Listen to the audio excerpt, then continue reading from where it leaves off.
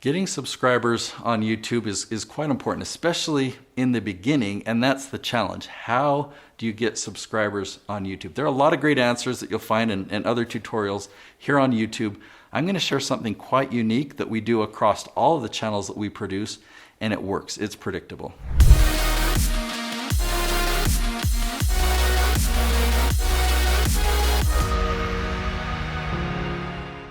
Hey, I'm excited to talk to Nate for a couple of minutes today about how to get more subscribers on your YouTube channel. The first thing that I'm really curious about is how to get, what kind of content you want inside your episode, and then is there an optimal time to ask somebody to subscribe? Should you even ask people to subscribe in the middle of your episode?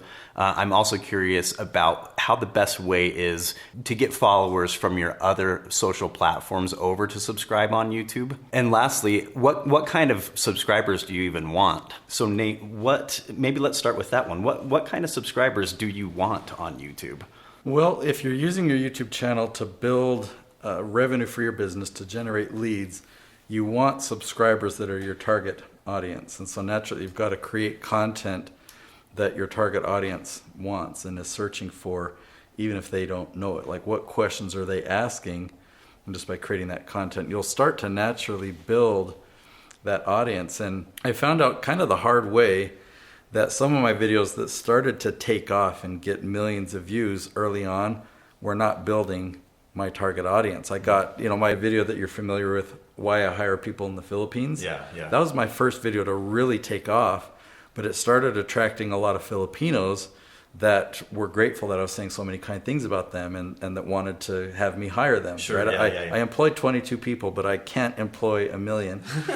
So I've learned that isn't my target audience, and it's kind of watering down the audience that I am targeting of people that are looking for help with their YouTube channels and that are growing their business and want to know how to generate leads online. Yeah, so you mentioned delivering content that's going to speak to your target audience. So what's the best way to really, deliver powerful content that's going to resonate with your target audience? Let me answer that by sharing an example of what I did with a client yesterday. Okay, we were doing a brainstorm on what are some of the topics that he might want to talk about on YouTube. And he brought up different examples of different models that he teaches. So one example that he brought up is the TARE model. That's something that he's created. That's his own acronym.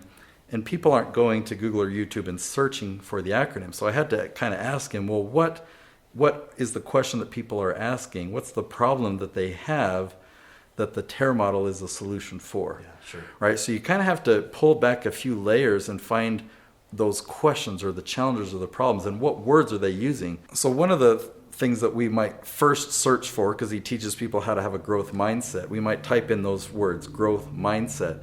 But when people don't have a growth mindset, they might not know that they need that. They might just say how to make more revenue, or how to make more sales, or how to get out of bed in the morning. What are the questions that they are asking? And that's really the magic. And it's the challenge at first is to really get into the minds of your target audience and find out what are those questions. And so the tool, like I share a lot on this channel, the Keyword Magic tool on SEMrush, that's why I demonstrate that tool so much, because when you can get good at fine-tuning the little inputs you put in there and get those questions, that's really the answer to what you're asking me here, is how do we build this target audience? Well, you find those questions, and then that becomes the title of your episodes. Yeah, because the reality is that if you make a video that's called the TARE model, nobody's going to find the video, right? Exactly.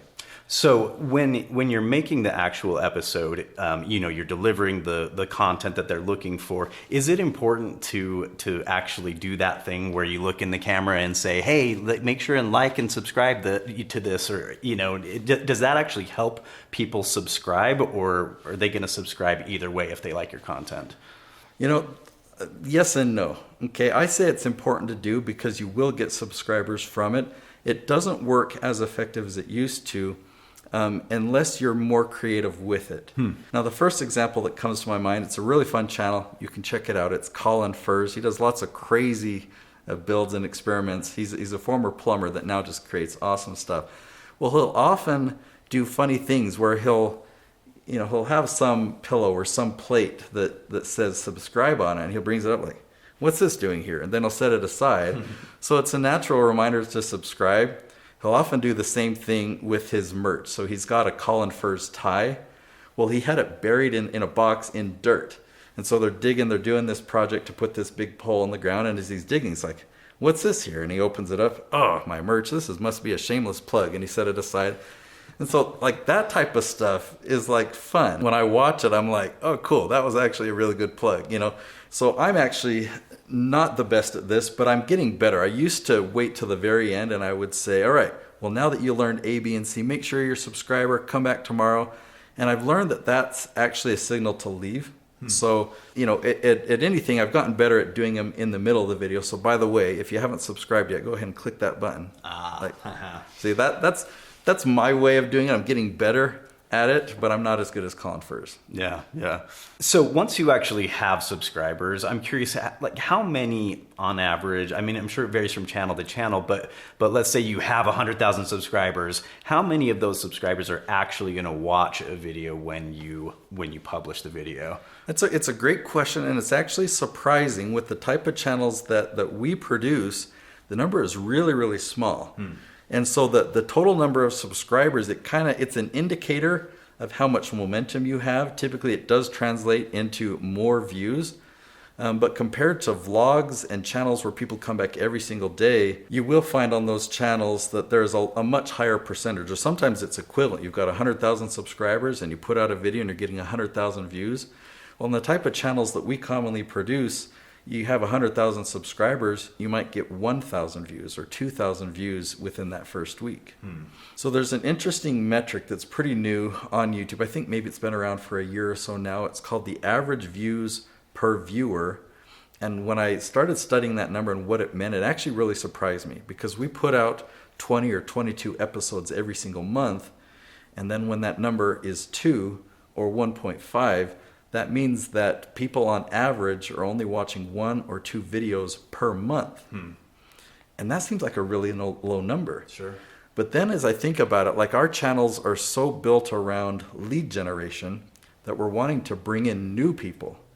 So that's actually a pretty cool thing, that the views that we are getting, the thousands or tens of thousands, in many cases hundreds of thousands of views every single month, those are new people that are coming in, becoming brand new viewers, brand new subscribers, and eventually brand new leads for the business, so it works out. So is that why even after a channel has reached over 100,000 subscribers, 200,000 subscribers, that you continue to follow that leaf strategy, that people are making videos that are long tail questions, so that you can continue to find more and more people?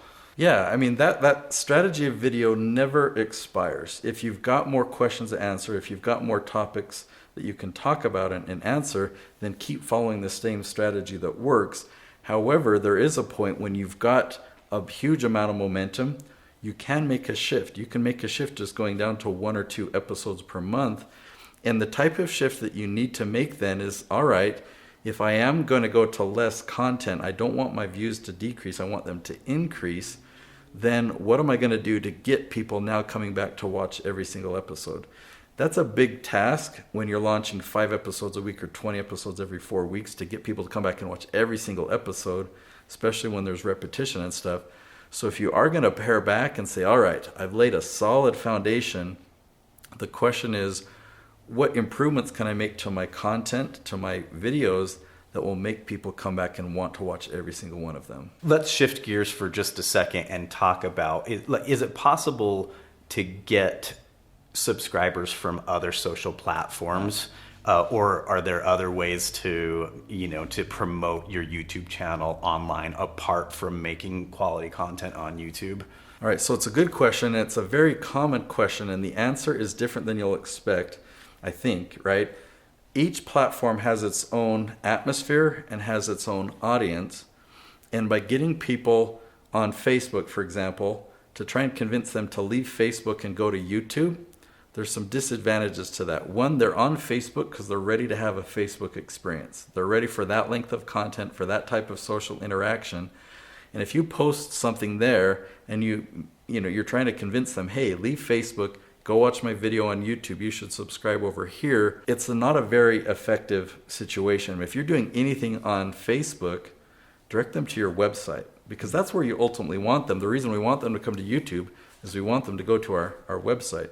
The other huge disadvantage you have, Facebook doesn't want people leaving and going to YouTube. Yeah, sure. They are enemies. And so what happens is you post something like that on Facebook, Facebook will hide your post and people will not see it. And guess what else? Your next post, it can be just text, it can be a photo, nothing related to YouTube. YouTube will hide that one a little bit as well. It'll get less views than it would have otherwise as a penalty for sending people to YouTube. So every big platform is like that, whether it's LinkedIn, whether it's Instagram. Quora, for a time, a Q&A website, they used to not penalize you, but they do now. They penalize you if you're promoting YouTube content. They want you to upload or embed videos there on the Quora platform, not on YouTube. Those suckers. So what about ad spend? Is it effective to run Google ads or to run YouTube ads to get people to your YouTube channel, to get them to subscribe? Yeah, to build subscribers, it doesn't really make sense. We haven't found any scenarios where spending money to get more views results in more organic growth, like actual more subscribers. If you have a video that is a high converting video, that's a lead generating video, it could make sense to do ad spend to get more views on that video to generate more leads. So hopefully you can see the difference in that you're spending ad money to generate leads, not grow your channel. In fact, there was a channel that I produced after he tried to build it with ad spend. It's the John Crestani channel. In fact, I'll link to it right up there. I did a whole episode talking about that, how he tried to build his channel with ad revenue. It didn't work like he was hoping, and what we did to come in and turn his channel around, it's a pretty good video. So that'll be my challenge to you, is to go watch that video next, John Crestani.